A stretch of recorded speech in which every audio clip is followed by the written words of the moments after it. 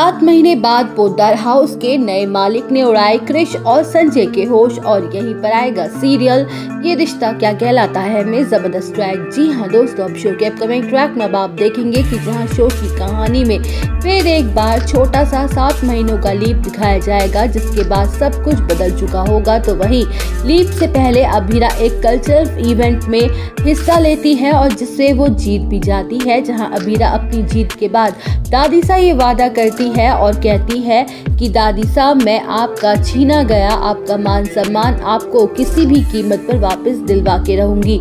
जो काम आपके बेटे को करना चाहिए था, अब वही काम आपकी ये बेटी करेगी। तो वही दादी साहब अभीरा की बातें सुनकर इमोशनल हो जाती हैं और अभीरा के सर पर अपना प्यार भरा हाथ रख के उसे आशीर्वाद देते हुए उस पर गर्व महसूस करती है।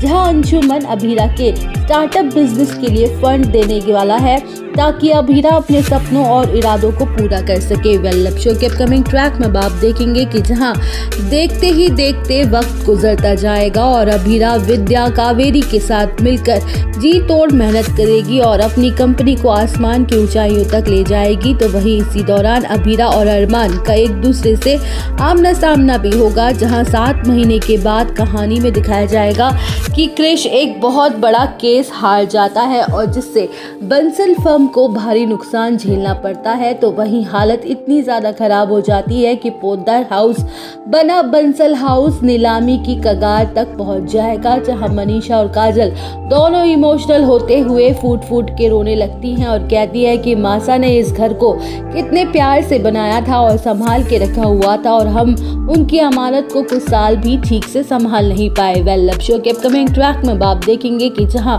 पोद्दार हाउस की नीलामी शुरू हो जाती है और ऊंची से ऊंची बोली लगाई जाती है और घर बिक भी जाता है। तो वही क्रिश के पैरों तले जमीन खिसक जाती है जब वो घर के नए मालिक को घर की चाबी सौंपता है। जहां अभीरा सामने खड़ी होती है और कहती है कि घर की चाबी घर के असली मालिक को ही सौंपी जाए।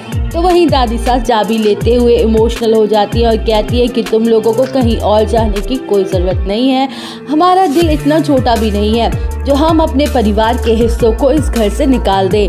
जहां दूसरी तरफ अरमान को ये सच्चाई पता चलती है कि सालों पहले कृष्ण ने धोखे से दादी सा, मासा और माँ को और अभीरा को घर से बाहर निकाल दिया था और उन तीनों ने कैसे अकेले इतने सारी मुश्किलों और परेशानियों का सामना किया था। तो दोस्तों, और अपडेट जानने के लिए बने रहिए हमारे साथ। वीडियो को लाइक, चैनल को सब्सक्राइब करना ना भूलें।